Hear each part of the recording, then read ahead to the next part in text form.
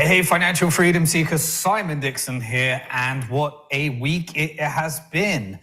Only in crypto is the old phrase that we've been using for many, many years. It used to be only in Bitcoin, now it's only in crypto. Well, this week is no difference. We had the Department of Justice pre-announce that they're doing an enforcement action. We'll discuss what that means. And also we had always get it wrong, Genesis, Gemini. Genesis filed for Chapter 11, and we'll be going through all the impact that has on all the different Chapter 11s. As always as well, we had the crazy psychopaths that find crypto companies. This week it was Suzu, or the 3 Hours Capital, that take the highlight for the crazy behavior, as they decided to partner up with Mark Lamb from CoinFlex, an exchange that's going through a bankruptcy as a result of one of its investors, Roger Ver, having a trade in a dispute, decided to partner up with a hedge fund that caused most of the contagion, or was the starting and catalyst for most of the contagion. They think it's a good idea to go out and raise $25 million so that they can start their brand new bankruptcy claims exchange. And so that they can then also turn it into DeFi degenning, where everybody can use the claims in order to have collateral. And guess what they call it? Rather than calling it FTX, they call it GTX, which is FG, ABCDEFG.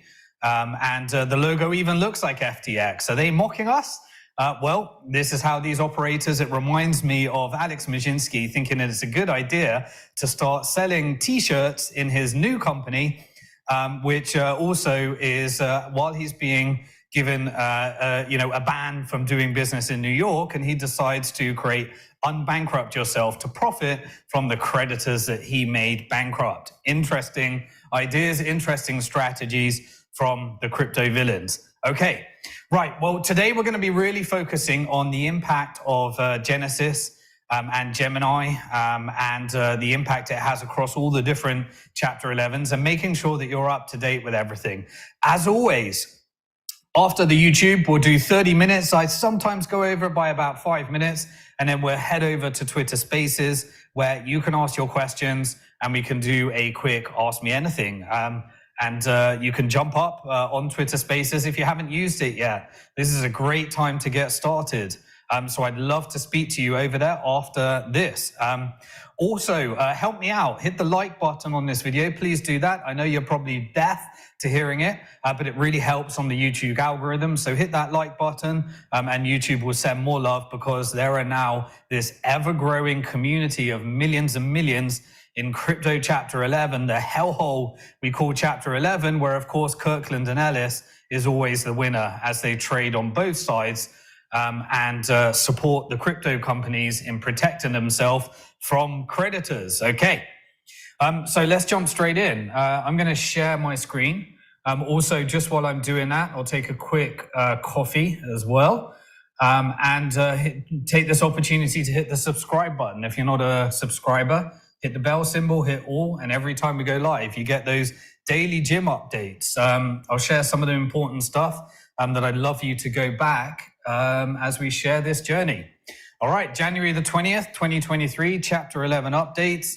And the big news that we've got is obviously the whole Gemini Genesis, Gemini Genesis situation, as Barry Silbert and the Winklevoss kind of become the Alex Majinski and Simon Dixon, or SBF and CZ, in these different cases where we have these public Twitter debates, and the latest in this seems to be the new way we do things. To give you a quick recap before that, so Gemini, which is the company founded by the Winklevoss twins, some important distinctions. They operate a crypto exchange. That was their core business. They tried to get a Bitcoin ETF out there, but they also started an earn program. Now, from what I can see, they fully segregated that earn program and set it up correctly, but they forgot to sell it as a security. And so they are getting SEC enforcement action, because security means that you have to give the full disclosures and do everything that we have to do at Bank to the Future when we release an investment deal.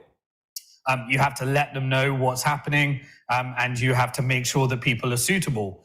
You have to also ensure that it's only the right types of people, whether it's high net worth investors or non-high net worth investors, based upon the level of disclosure you give. Now, obviously, all of these earn programs, they just decided, let it rip. Let's not tell them anything. Let's just tell them that we'll give them some yield, and let's have anyone invest as well without any of the disclosures. So Gemini was one of those, but they built the product on top of Genesis. Now, Genesis is the company that filed for Chapter 11, which was a subsidiary of its parent company, Digital Currency Group. Digital Currency Group, we'll give a few updates just before we dive into what's new, is headed up by Barry Silbert. So Barry Silbert and the Winklevoss twins had a bit of a Twitter warfare where they gave their version of certain events that led to the fact that now there is billions of dollars that creditors are fighting for, that obviously the good old lawyers will be protecting those companies from creditors to ensure that they can pay their bills and that they can spend as much creditors' money, just like SBF, but this time legally using the good old Chapter 11 US protection legal system. So just to recap from last week, if you didn't watch it, the Digital Currency Group situation, so that we can then get into the new updates. Essentially, Genesis, which is the subsidiary of Digital Currency Group, they lent approximately $2.3 billion to Three Arrows Capital. Three Arrows Capital is the disgraced founders of the hedge funds that blew up, that they went out and bought yachts with hedge funds money and client money. And they're going through Singapore bankruptcy, and now their founders decide that they're going to raise money to start a new business. If you invest in it, you deserve everything you get. But that's up to you. That's your choice. We won't be hosting such a pitch on Bank to the Future. And they essentially had their collateral liquidated with a $1.2 billion loss, which was about 15% of the entire loan book at Genesis.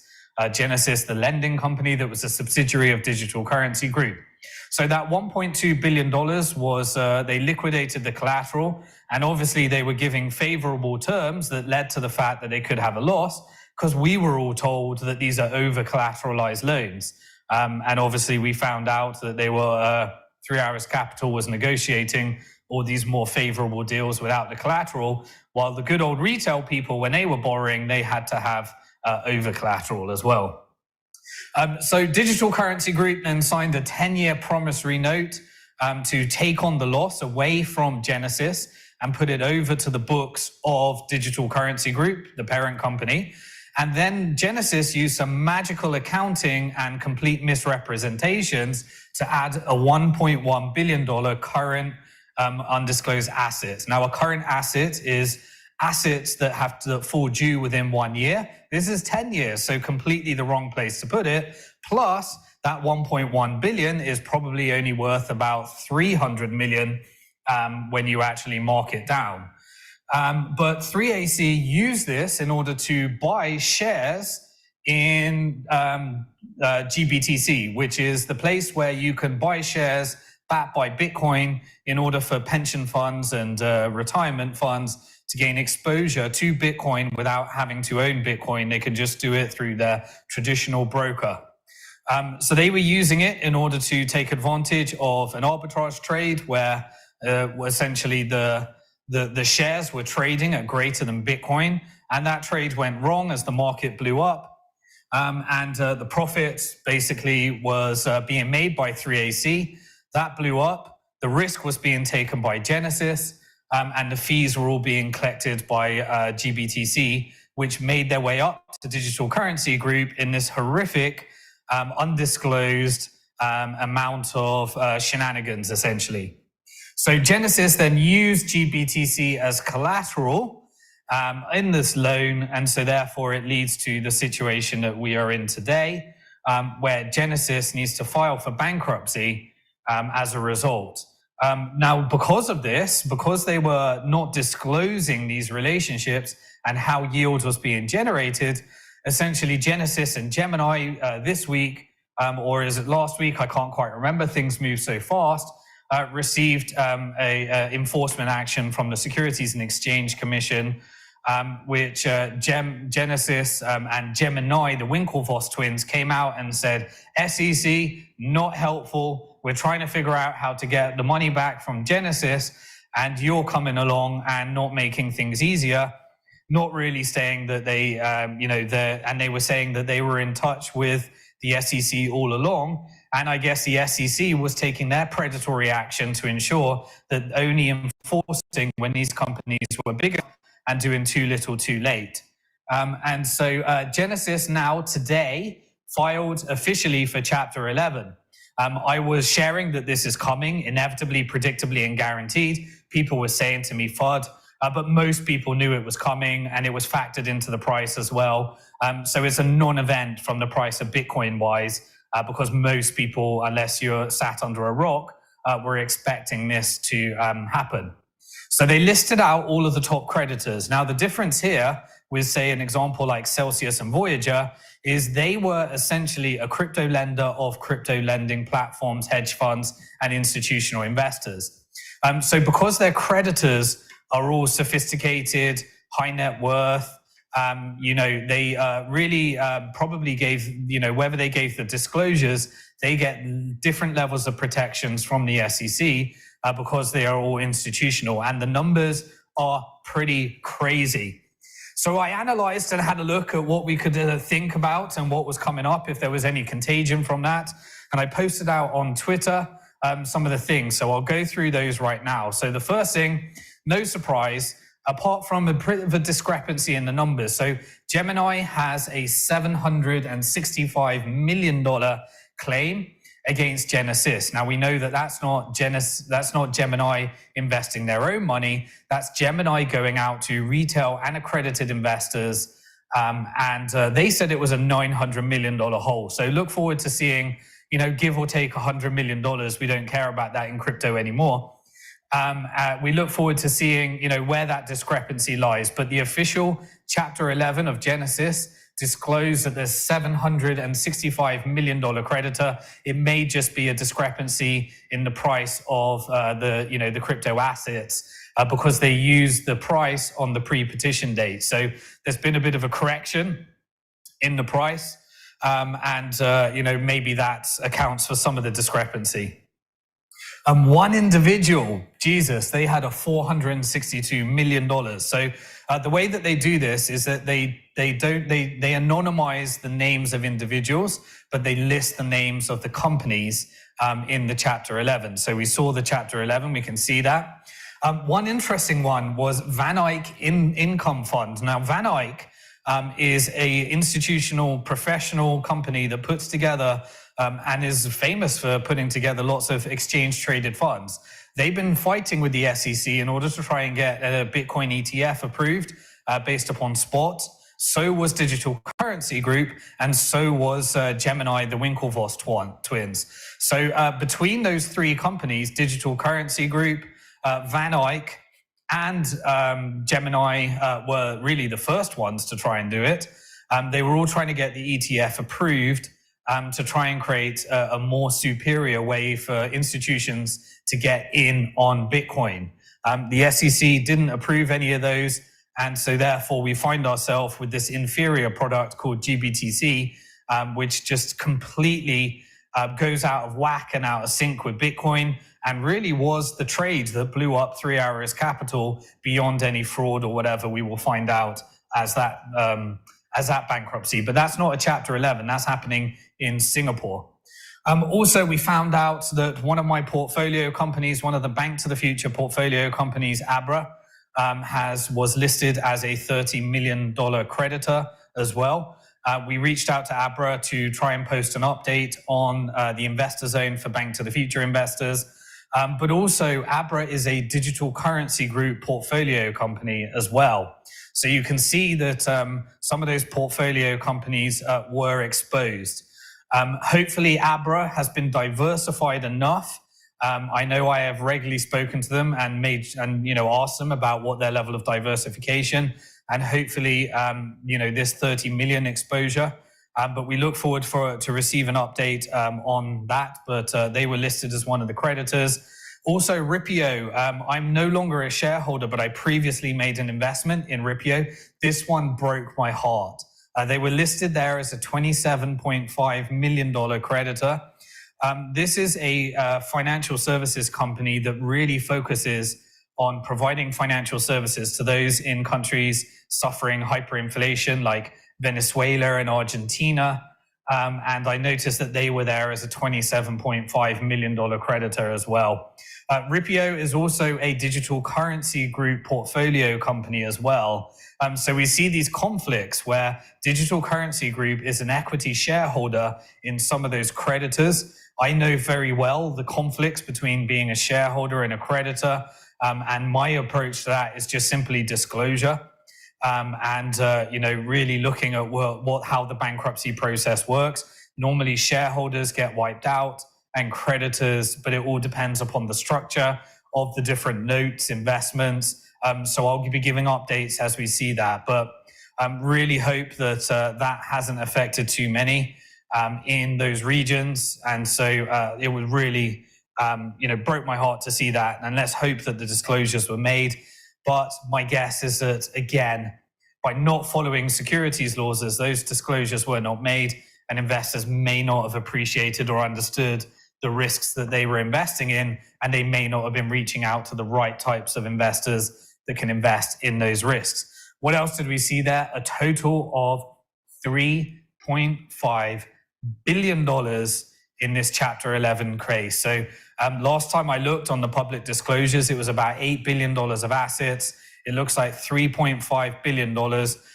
So Digital Currency Group, they decided to put Genesis into Chapter 11, but we will see why what that has and the impact it has on the parent company, Digital Currency Group, and obviously the cash cow, GBTC, and Grayscale as well. If you haven't actually seen it, there was another update as well. The FTX Chapter 11 made a disclosure, and they showed that, let me get this one right, that Genesis is in fact the largest creditor in the FTX saga.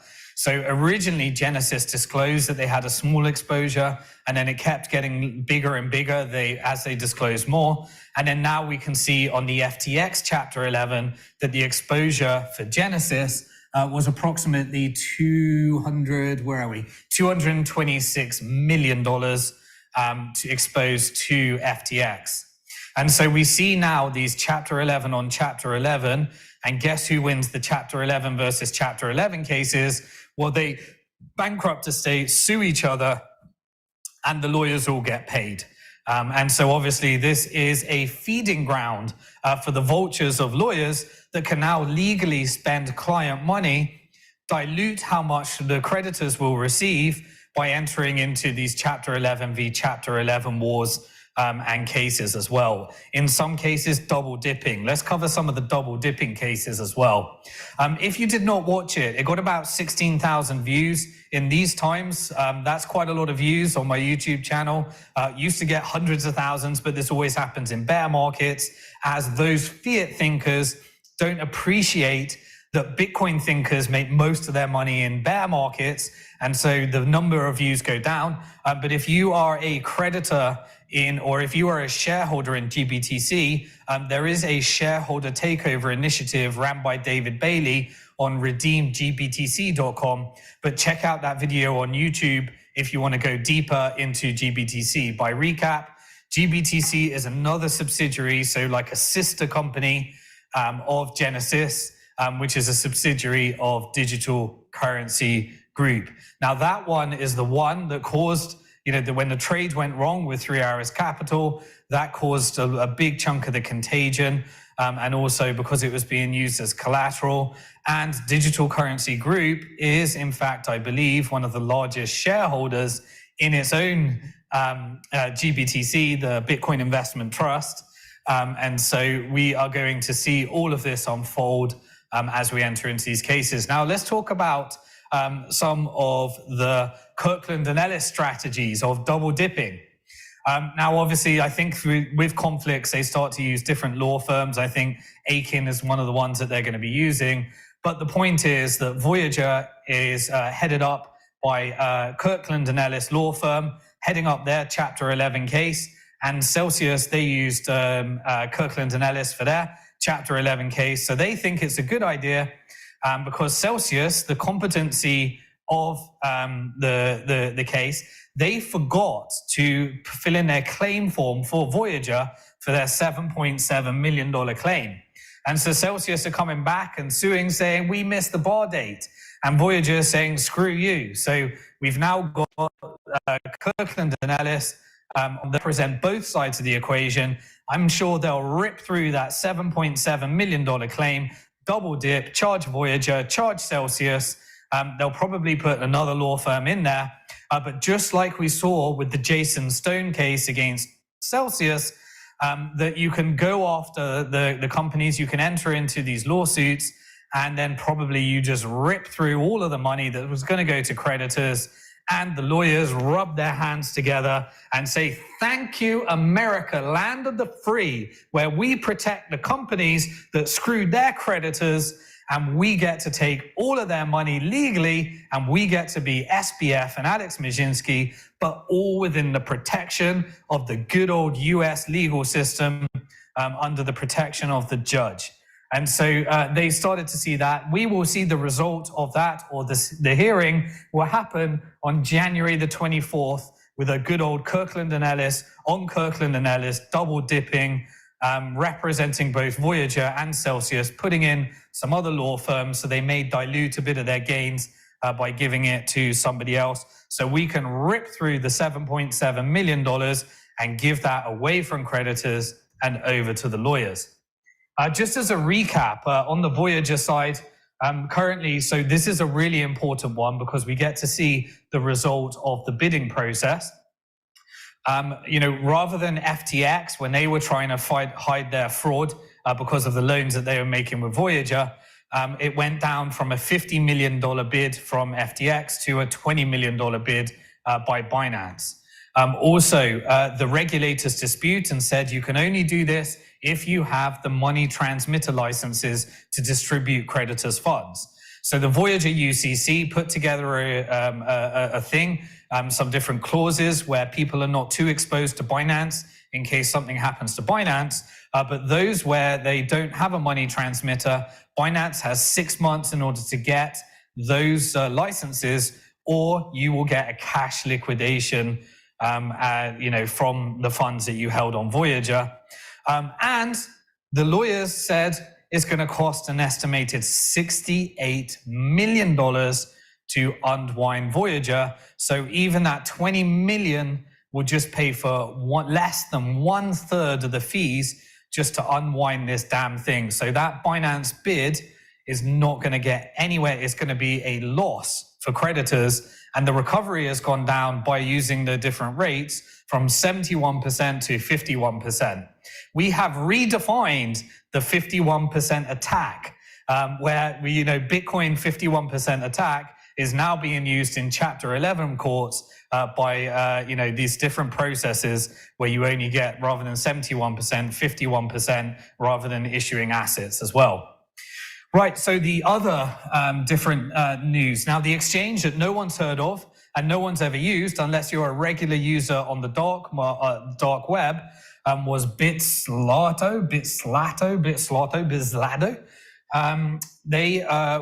We had an announcement. We had an interesting, I released on Twitter and on my YouTube channel, we did this whole live where they were announcing it. And we went through, had a few wagers on who the Department of Justice, the SEC, the US Treasury, various other 3-letter acronyms were coming after. They announced it, that they were coming after something. Now, this is, although most people, because they weren't using this exchange, there's a few things that are worth noting that I think are noteworthy that maybe people have missed. The first is, it reminds me very much of what happened when Silk Road was taken down. Silk Road, essentially the Department of FinCEN, the company reporting for financial crimes, that financial institutions have to report to and they have to file their suspicious activity to. They immediately came after Mt. Gox prior to it moving into the Japanese bankruptcy. Now, when Silk Road got taken down for creating a peaceful place for people to buy drugs online and reduce crime, off the streets of the US, whereby people could order online and there was more quality control. So the US Department of Justice decided that it's better for people to poison themselves with unquality products from gangsters on streets and get killed. They decided that the right thing to do is take down Silk Road that was using Bitcoin. Now, immediately, this crashed the price of Bitcoin, but it led to the next bull market 1 year prior to halving around that and led to that. So I recognize some similar tendencies. I am expecting, this is the first quantitative tightening cycle, but the Federal Reserve has made a commitment to try and tackle inflation over recession. But I do expect them to go back into a quantitative tightening cycle, easing cycle, or issue a central bank digital currency in the next wave or the next cycle. And so therefore, Bitcoin hasn't been through a quantitative tightening cycle yet. But if it performs the same as previous, then Bitzlato takedown should be bullish for Bitcoin. Now, on the short term, I'm not convinced that this reversal of Bitcoin is going to last. I think there's further to go down personally. I never normally make short-term trends, but remember, if you're a Bitcoin thinker and you've been following my channel, the bear market, the longer it lasts, the wealthier you can get if you are using that portion of your portfolio. If Bitcoin does continue to do, not financial advice, we cannot guarantee that, but if the cycle continues, then you'd expect a bull market to commence somewhere around the 2023 period. I do not personally believe that's now, because I think that there are more results of Contagion to come through, but I think most of the fear is factored into these prices should we not get more systemically risky events. Okay. But they use that opportunity to connect the money laundering case to Binance. Now, Binance was obviously one of the largest, ones that were sending funds to this exchange. We'll find out more details about that. But there are some really, really fishy things that the Department of Justice are putting out there on their ongoing attack to ensure that all of the Bitcoin exchanges in the US survive and all the international ones don't survive as they try and do whatever speculative attack that they're looking to do on the international one. So we're starting to get a sniff of this. This is an ongoing one we need to watch and monitor for the connection. But essentially, this exchange was reportedly responsible for approximately $700 million of money laundering. The one that was used mainly for the Silk Road was an exchange called BTCE, and the founders of that was arrested in Greece. And I think this year was extradited to the US as well after he was arrested in Greece. And we're going to start to see, the Department of Justice slowly using the fact that all these transactions are publicly on the blockchain. So if you're a criminal, I still don't think that it's a good idea. And we've got this good compromise between criminals making an immutable record, but allowing individuals to engage in peer-to-peer finance, which means that Bitcoin continues to power through eventually as the long fundamentals of allowing people to own their own money, spend their own money, and have a supply that's fixed prevails. Right, what else have we got before we head over to Twitter Spaces? Well, Nexo was... they also got involved in the action of offering illegal securities. So undoubtedly, the SEC is saying, if you are promising investors yield and diversifying across a range of investments, we consider that a fund and a security that's needed to disclose and have suitability testing and everything that we have to do at Bank to the Future.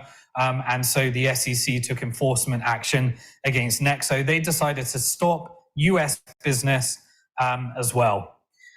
We also started to see some updates on the Celsius side. So just as in the beginning, Kirkland & Ellis created a war between those that were investing in the illegal security EARN and those that were holding the custody service, which was created by Celsius as a result of trying to remediate the fact that they were getting cease and desist orders from regulators for not registering with the SEC and offering those securities to retail investors. We started to see that those that have loans are starting to take their stage now. We tried to get it in previous videos where I sent a message to Judge Glenn to try and get all of these cases litigated in one go. But now 11's has done that because the UCC and Celsius applied to get back to business as usual, which was recall collateral from institutional lenders. And so David Adler and the team representing the lending group, they have now filed motions saying that if institutional lenders can call back their collateral, then so should other lenders. And now Judge Glenn is basically saying, just sort it out amongst yourself. And we need the judge to just step in and do what he's meant to be doing, which is rule on these things so we can all move on. But he's saying, you as the ad hoc groups, argue with Celsius and the UCC and figure it out amongst yourself. Tell me what you want to do, then I'll rule. But I'd rather see Judge Glenn do his job because it's just going to go into Kirkland and Ellis and all the different lawyers charging and charging and charging. We also see Celsius go after a Series B investor, as well as the Justin Stone coming after 10 million. I think it's probably 3.5 million. We'll look forward to seeing that. Kirkland and Ellis will take all the legal fees. They're also coming after 6 million from an investor that said they were due to invest in the Series B. And we're seeing what's going to be resolved with the lending groups. And that's the latest on the Celsius side. In the final few minutes, slightly over, just to give you an update on the deadlines before we close off. January the 30th is when we get the examiner report. The February the 1st is when the bid deadlines are announced. We then have the deadline to file your claim forms, which is the 9th of February. And then everything comes to fruition on the 15th of February, where essentially it's meant to be the bid hearing. Celsius exclusivity is meant to end, and the UCC are meant to file their plan, and then we'll just see what happens after that. Expect all those deadlines to be approved, but the UCC did make a commitment saying it will not be extended. This is the final deadline. We shall see. Right, okay, so just before we move over to Twitter Spaces to take your questions, a few Bank to the Future updates. So we're going to be doing our masterclass in 2023, and that is going to be this year. Last year, we did it to everybody on YouTube. This year, we're going to be doing it only to our Tier 4 high net worth investors. So if you are a Bank to the Future member, make sure you certify your account as a Tier 4 member, which means that you have at least $1 million of net worth, because we're going to be doing our 2023, probably around about April, May, masterclass just to those that have Tier 4 certified high net worth investor accounts. So if you are a Tier 4 certified high net worth investor, we gave like a whole long session, 4 different videos where we update all of our high net worth investors on everything that I'm investing in, everything that we've been doing. So make sure you register on banktothefuture.com. You can have an individual account or an organizational account. Make sure you do that.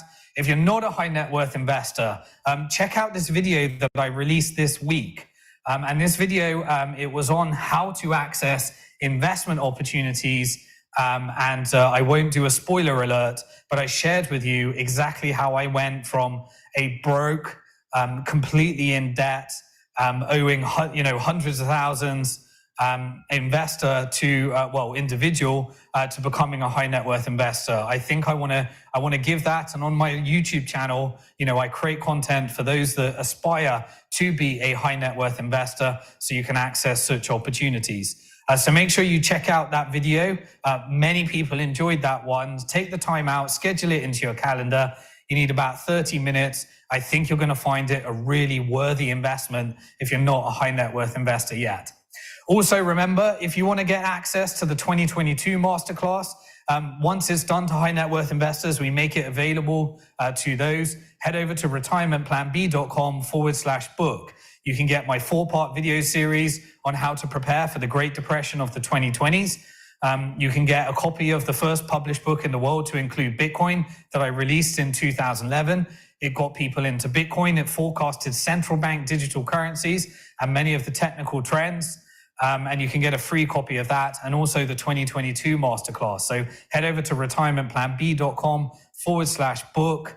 If you are a high net worth investor, make sure you upgrade, verify, and certify your account so you can get an invite to the 2023 masterclass. So I'm going to now head over to Twitter. Elon finally gave me my blue tick, so I've got rid of the whole beware impersonators, and I can just simply be Simon Dixon. If you're not following me on Twitter yet, all of these updates happen in 140 characters on Twitter, and I give the roundup at the end of the week. And if you've not subscribed to this YouTube channel, when I work out, I give a daily update, giving you some content for you, holding me accountable to checking in the gym each and every day. And I gave a video this week, really, the content and the feedback, I'm very happy with that. I pull it off the cuff, me really speaking authentically each morning from the gym, no production value. And so really make sure that you check out those videos. So how over time have I got? I've done 6 minutes over. So always remember, you are alive at one of the most interesting and exciting times in financial history. Some are going to get hurt. Others are going to do really well. If you want to do well, then I will give you everything that I've got with all the resources.